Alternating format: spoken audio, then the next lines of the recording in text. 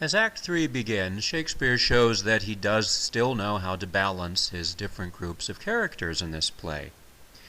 Who are the characters, other than Theseus and Hippolyta, who are completely missing between Acts 1 and 5? Who are the characters we never saw in Act 2? That's right, it's the workers, the aspiring actors who will put on their play of Pyramus and Thisbe. And so, right at the beginning of Act 3, the clowns, the workmen, appear, and rather implausibly, Quint says, "Here's a marvelous, convenient place for our rehearsal." It's not that likely that they would go way out in the woods looking for a place to rehearse their play, but never mind. It puts them in contact with the fairies. Bottom's famous confrontation with Titania is coming very soon. Once again, Bottom is the most active character, the one who is the greatest challenge in his humorous way to Quince's control of the situation. He even tries to correct the meter in the prologue. If you look at 8 and 6 versus 8 and 8, you might remember your Emily Dickinson meters from last week. But it is Snout who says, "Will not the ladies be afeard of the lion?" We've talked about why this is humorous, but they already have one prologue. Now they're going to have another prologue to say he is not a lion, since the lion is, as Bottom humorously says, the most fearful wildfowl living. Bottom then suggests that they write a line for the lion to speak, saying he is an actor and not a lion. Of course, the world of reality and theatrical fantasy is really being twisted into several versions here. Now we have Snug's main line in the play, which I can remember learning for my performance, where an actor, playing a lion, tells the audience, who are themselves actors, that he is not a lion, but an actor playing a lion. Doesn't matter if you can't follow that, Shakespeare means it to be complicated. Remember that at the beginning there was some talk about characters playing Pyramus' father or Thisbe's mother or something similar to that. But what happens instead is that we have some rather allegorical characters that come to life and make the actual performance in Act 5 even stranger.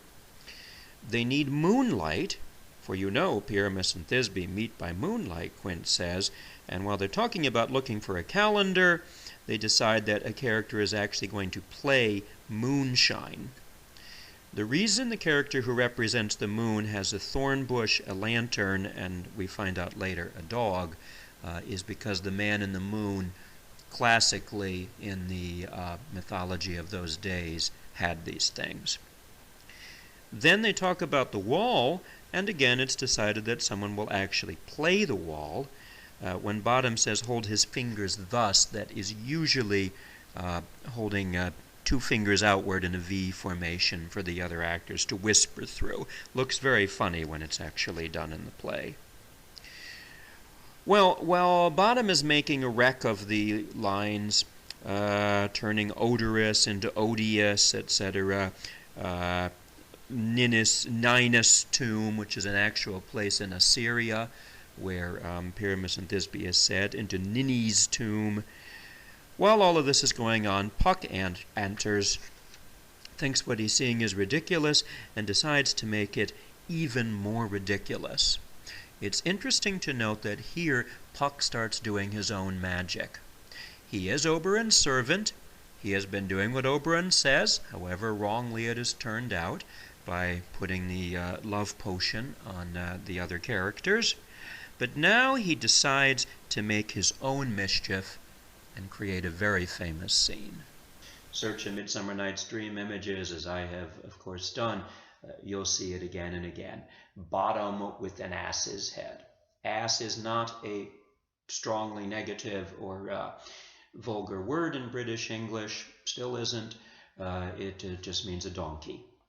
So He comes on, his head has been turned into a donkey's head with the long ears, and adding to the humor is that he himself doesn't know it. In fact, he never seems to really know it for the rest of the play. Remember that Act 3 is always the turning point.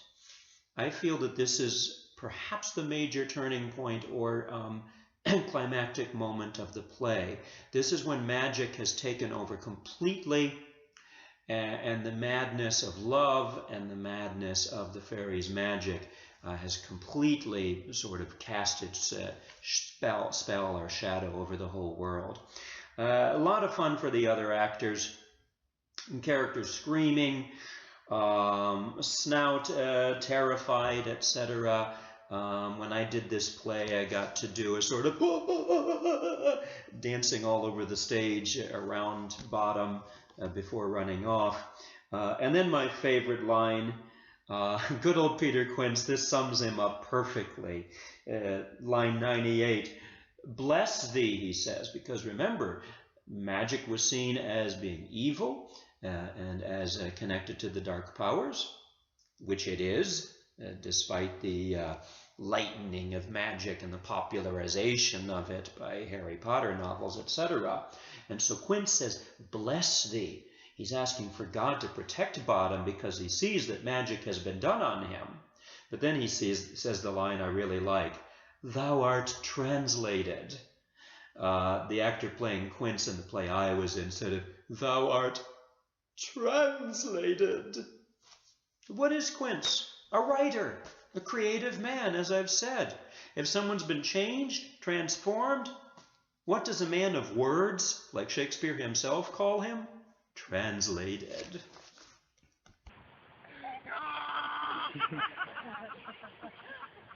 was what got so black of you, with orange tawny bill. This waffle with his note so true, the runless little quills. I baby, gentle mortal, sing again.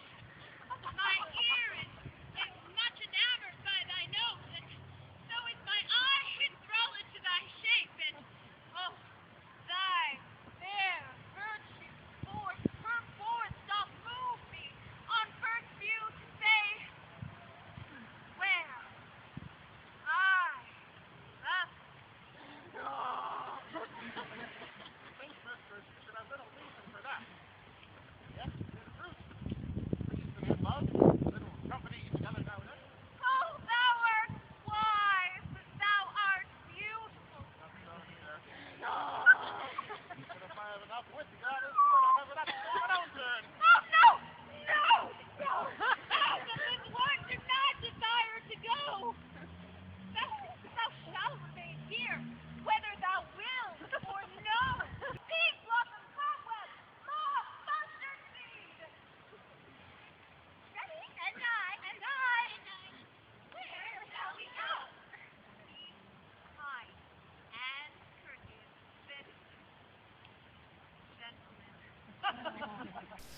The names of Titania's 4 fairies lead to some puns and jokes about their names around lines 160, 170 that are not particularly funny. It is amusing that Titania, even in her love flower-induced mad love of Bottom, still says, tie up my lover's tongue, bring him silently, recognizing that it's better not to hear him talk. I think that Shakespeare, including Titania in the madness of the play, doesn't quite work and shows something about the early nature of this play. The human characters are meant to contrast with the fairy characters. The fairies perform magic and tricks on the humans, laugh at them. Again, Puck's famous line, what fools these mortals be. But here Titania is getting involved in it. Rather than viewing it from outside, she's actually one of the victims. Later on in Act 4, she'll be one of those waking up, along with the 4 human lovers, understanding more of what's happened, not being totally confused and thinking it's a dream, but I still think there should have been more contrast there in the fairies' role. In fact, we do move on to the human lovers now. Oberon says, "This falls out better than I could devise," but now he asks, what about the Athenian? Demetrius and Hermia enter, and Puck and Oberon both realize they are not seeing the same two together that they had seen before. There are three groups of characters in the play, as I've said: those surrounding Theseus and Hippolyta, the four lovers, the Athenians, the fairies, and the workmen.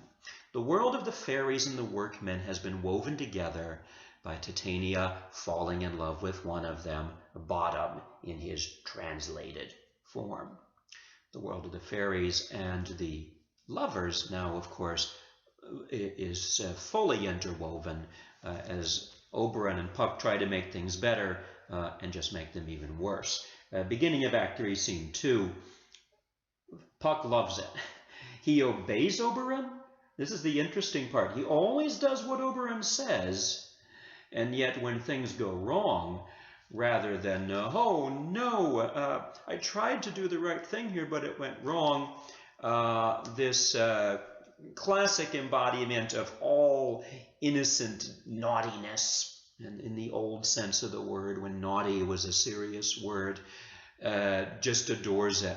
I've seen an actor playing Puck on stage just kind of with his hands over his stomach.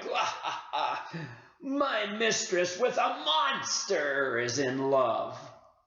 Early on in that scene, fully describes the rude mechanicals, the workers in their rehearsal for Pyramus and Thisbe, and then everything that we already saw happen. Then Demetrius and Hermia enter, and Oberon and Puck quickly figure out that something has gone wrong. This is not the man that I put the love potion on. That, of course, was Lysander. Demetrius and Hermia, but not Helena, the woman that Oberon saw her with, now come on, and we find, of course, how things have been mixed up. Demetrius, remember, already loves Hermia. Lysander, who did, no longer does. So Hermia is, of course, even more upset than when her father was preventing her from marrying the man she loved. At least the man loved her. So what we have, as we have so many times in the play, a male or female chasing another female or male, wooing him or her in vain. And why rebuke you him that loves you so? Because Lysander is gone and Hermia can't imagine that he would have stopped loving her, she thinks Demetrius must have killed him. There's some quarreling between them, and then, as I've noted before, around line 85, people tend to fall asleep for no reason in this play. Demetrius lies down and sleeps. Oberon and Puck discuss what's gone wrong, and then Oberon puts the juice of the flower, the love potion, on Demetrius. Captain of our fairy band, Helena, is here at hand, and the youth mistook by me pleading for a lover's fee. Shall we their fond pageant see? Lord, what fools these mortals be! And aside, the noise they make will cause Demetrius to awake. Well then, will two at once be one. That must needs be sport alone, and these things do best please me that befall preposterously. Why should you think that I should move in scorn? Scorn and derision never come in tears. When I vow, I weep, and vows so born, in their nativity all truth appears. How can these things in me seem scorn to you, bearing the badge of faith to prove them true? You do advance your cunning more and more. When truth kills truth, devilish only pray these guys are Hermes, but you differ, whore.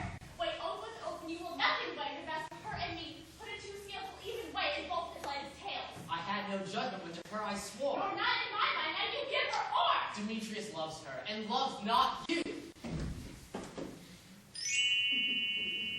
Oh, Helen, goddess, nymph, perfect divine, what my love's like to hear. We're going to discuss Act 3, Scene 2 in this video up until the point which is roughly the midpoint in all of Act 3, when Hermia re-enters We have Lysander, Demetrius, and Helena quarreling, and to make the madness complete, Hermia comes back, and we have a four-way quarrel, sort of like the four-way singing that one of each part, soprano, alto, tenor, and bass, that sometimes goes on in opera. Oberon and Puck, something like the spy characters, the king and Polonius, who are always hiding behind things to spy on characters in Hamlet. Once again, go off, perhaps invisibly, to listen. And Puck says a line that I think is a real key to his character. Those things do best please me that befall preposterously. Puck is not a very kind or certainly Christian character. Indeed, in the images that we've seen of him, he's had these little devil's horns, very common when people are enacting Puck. But Puck is not the devil. He's a little devil. What Puck actually is a sort of Pan figure with goat's hooves and goat's horns. Something like the fawns that C.S. Lewis made so familiar in his Narnia stories. Puck does not care about people particularly, there's no doubt about that. When he's dealing with human beings, he thinks of us as kind of a lower creature, almost like a little boy playing with bugs and animals and not really caring how they feel. But there's nothing deeply wicked in that. He likes preposterous things. He laughs at Bottom and the other actors. He laughs at the lovers as things get worse and worse with the love potion, but he just enjoys the fun of it. And so Lysander and Helena come, Helena still not believing that Lysander actually loves her, and then things get doubly bad for Helena, as what she really wanted all along, Demetrius saying he loved her, makes her even more upset. Demetrius wakes up, his language is preposterously exaggerated, even more than Lysander's was back in Act 2 when he woke and fell in love with Helena. Around line 40, "Oh, Helen," the significance of Helena's name now is how similar it is to Helen of Troy in mythology, the most beautiful woman ever. "O Helen, goddess, nymph, perfect, divine, to what, my love, shall I compare thine eyne?" Etc., etc. Helena does not do what Oberon wanted to see. She does not say, "Demetrius, you do love me." She's too sensible to believe in something so sudden and unexpected. Instead, she says, "You all are trying to make fun of me. You all are in on it." And the height of this accusation will come when even her childhood friend Hermia is, in Helena's eyes, apparently in on this. And Hermia enters. That takes us, as I said before, about halfway through Act 3, and thus to the end of this particular video.